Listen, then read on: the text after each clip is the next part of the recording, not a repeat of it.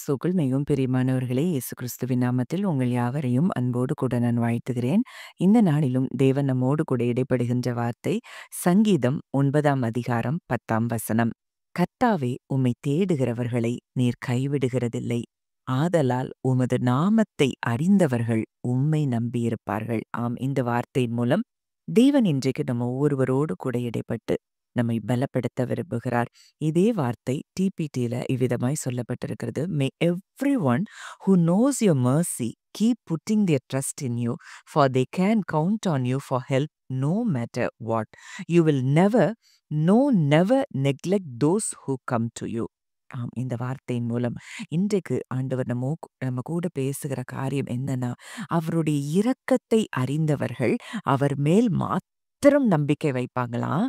எந்த காரியம் எப்படி இருந்தாலும் சரி, அவர் மேல நம்பிக்கை வைக்கிறது, அவருடைய இரக்கத்தை அறிந்தவர் மேல நம்பிக்கை வைக்கும்போது, அவர் தன்னை தேடுகிற யாரையும் அவர் என்ன செய்ய மாட்டாராம், கைவிட மாட்டாராம். அப்போ இன்றைக்கு நம் அவரை குறித்து எப்படி அறிந்திருக்கிறோம் அப்படிங்கிறதுல தான் நமக்கு அற்புதங்கள் அடங்கி இருக்கிறத பார்க்கிறோம். அப்ப இன்றைக்கு அவருடைய இரக்கம், அவருடைய டெண்டர் mercy, அவருடைய லவ்விங் கைண்ட்னஸ், இது எல்லாமே நம்ம மேல டே அண்ட் நைட் அவர் நம்ம மேல வைத்திருக்கிறார் அப்படிங்கிறத நம்ம அறிந்து கொண்டோம் அப்படின்னா, நிச்சயமா அவர் மேல நம்ம பூரணமான நம்பிக்கை வைக்க முடியும்.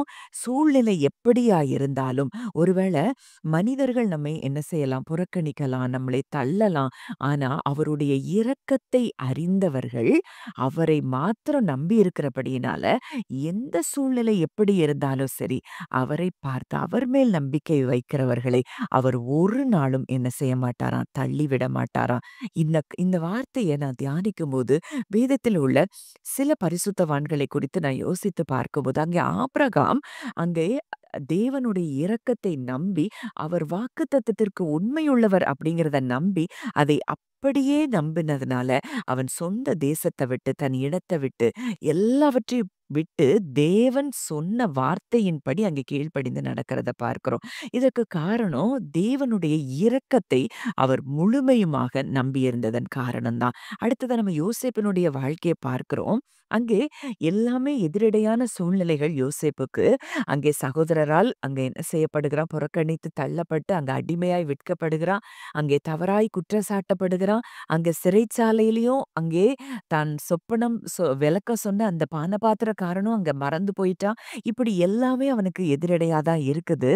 ஆனா தா யோசேப்போ அங்கே தேவன் மேல மாத்திரம் நம்பிக்கை வைத்தபடியினால, அங்க தேவன் அங்க எகிப்துல அங்க ராஜாவுக்கு அடுத்த ஸ்தானத்துல அங்க உயர்த்துறத பார்க்கிறோம். அப்போ இன்றைக்கு அவருடைய இரக்கத்தை நம்பி இருக்கிற நீங்கள், அவரை ஏன் நம்பி இருக்கிறபடியினால் உங்களை தேடுகிற அவர் ஒரு நாளும் கைவிட மாட்டார் அப்படிங்கிறதுல சந்தேகமே கிடையாது. அங்க மோசேக்கு அங்க அவர் ஆண்டவர் சொல்றாரு, நீ போ எகிப்து தேசத்துல இருக்கிற என் ஜனங்களை மீட்டுக்கொண்டு வான்னு சொல்லும்போது, அங்கே மோசேக்கு அத நம்ப முடியல. ஆனா கூட அங்கே தேவனுடைய அவருடைய வழிநடத்துதலை அவர் நிச்சயமாய் நம்பி அங்க போறார். அங்க அங்க ஜனங்கள அற்புதமாய் அவர் மூலமாய் தேவன் வெளியே கொண்டு வந்தத பார்க்கிறோம். அதே போலதான் தாவீது, அங்க சிங்கம் வருது, கரடி வருது.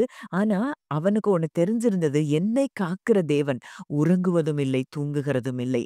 அவர் என்னோடு கூட உடன்படிக்கை பண்ணியிருக்கிறார்னா, என்னை எதுவும் அழிக்க முடியாது அப்படின்னு சொல்லி அவருடைய இரக்கத்தின் மேல, அன்பின் மேல அங்க முழு நம்பிக்கை வைத்தபடியினால, அங்க டேஞ்சரஸ் சிச்சுவேஷன்ஸ் தாவீதுக்கு எத்தனை வந்த பொழுதிலும் அத்தனை சூழ்நிலையிலிருந்து அங்கே பாதுகாக்கப்பட்டதை நம்ம பார்க்கிறோம். அப்ப இன்றைக்கு நம்ம அவருடைய இரக்கத்தை சார்ந்திருக்கிற நம்ம, அவருடைய அன்பை சார்ந்திருக்கிற நம்மை அவர் ஒரு நாளும் அவர் கைவிட போகிறதே இல்லை அப்படிங்கிறத நீங்க அறிந்து கொள்ள வேண்டும். அதனாலதான் நம்ம ப்ராவர்ப்ஸ் 3 நீதிமொழிகள் 3, 5, 6 டிபிடில இவ்விதமாய் சொல்லப்பட்டிருக்குது.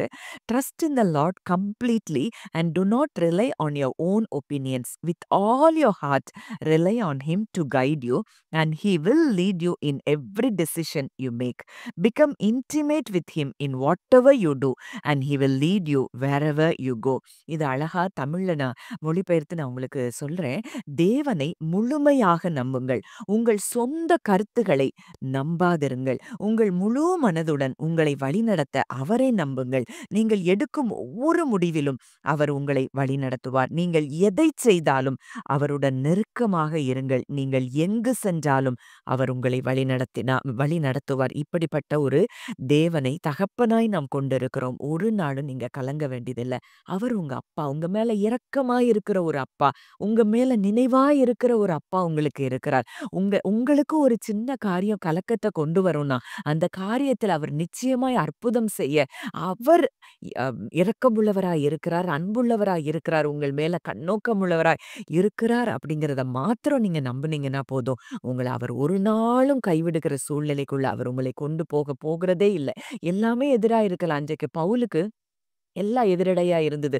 எத்தனையோ அடிகள், சிறையிருப்புகள் எல்லாம் எதிரடையா இருந்தது. ஆனா, எந்த சூழ்நிலையிலும் தேவன் என்னை கைவிட மாட்டார் அப்படிங்கிற அங்க அந்த நிச்சயமான நம்பிக்கை அவருக்கு இருந்தது. காரணம் என்னன்னா, அவருடைய இரக்கத்தையும், அன்பையும் அவர் சார்ந்திருந்ததை நம்ம பார்க்கிறோம். ரோமர் 8ல நம்ம அததான் பார்க்கிறோம். கிறிஸ்துவின் அன்பை விட்டு என்னை பிரிப்பவன் யார்? அப்படின்னு அங்க பவுல் சொல்றாரு. அப்ப எதுவும் என்னைய பிரிக்க முடியாது அப்படிங்கிற இடத்துல அவர் இருந்ததுனால, அத்தனை சூழ்நிலைகளிலும் அவர் மிராக்குலஸா அங்க அங்க காப்பாற்றப்படுகிறத நம்ம பார்க்கிறோம். அந்த ஆ சிறையிருப்புல கூட அங்க சிறைச்சாலையில அங்க தேவனை துதித்து பவுலும் சீலாவும் ஆராதிக்கும்போது, அங்க சிறையிருப்பிலேயே ஒரு பெரிய மாற்றம் உண்டாகிறது. அங்க அஸ்திபாரங்கள் அசைகிறது. கட்டுகள் கழன்றத நம்ம பார்க்கிறோம். அப்போ இன்றைக்கு அவருடைய இரக்கத்தையும், அன்பையும் நம்ம அதிகமாய் சார்ந்திருந்தோம்னா, நிச்சயமாய் நம்ம வாழ்க்கையிலயும் தேவன் செய்த காரியங்கள், செய்யப்போகிற காரியங்கள் அது இனியும் பெரிதானவைகளாய் இருக்க போகிறதை நீங்கள் நிச்சயம் காண்பீர்கள். ஜெபிக்கலாம்.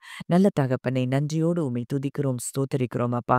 கர்த்தாவே, உம்மை தேடுகிறவர்களை நீர் ஒரு நாளும் கைவிடுகிறதில்லை. உங்களுடைய நாமத்தை, உங்களுடைய அன்பான குணங்களை, உங்களுடைய இரக்கமான குணத்தை நம்புகிறவர்களை நீர் ஒரு நாளும் கைவிடுகிறது இல்லை என்பதை இன்றைக்கு நாங்கள் தியானித்தோம் தகப்பனே. எத்தனையோ பரிசுத்தவான்கள் அப்படித்தான் உங்கள நம்பி அவர்கள் எல்லாவற்றிலும் வெற்றி பெற்றதை பார்க்கிறோம். இன்றைக்கு இதை கேட்கிற ஒவ்வொருவரும் உங்களுடைய ஆழமான அன்பையும், இரக்கத்தையும், ஆண்டவரே தயவையும் ஆண்டவரே தியானிக்க அதை நீங்க ஆண்டவரே அவர்களுக்கு அதை வெளிப்பாடாய் கொடுக்கும்படி நான் ஜெபிக்கிறேன். கர்த்தர் அப்படியே செயல்பட்டு உம்மை தேடுகிற அந்த பிள்ளைகளை நீர் கைவிடாதபடி நீர் நடத்துகிறபடினால் நன்றி செலுத்துகிறோம். துதி கன மகிமை யாவையும் இயேசு ஒருவருக்கே செலுத்துகிறோம். கர்த்தரும் மீட்பருமாகிய இயேசுவின் மூலம் கேட்கிறோம்.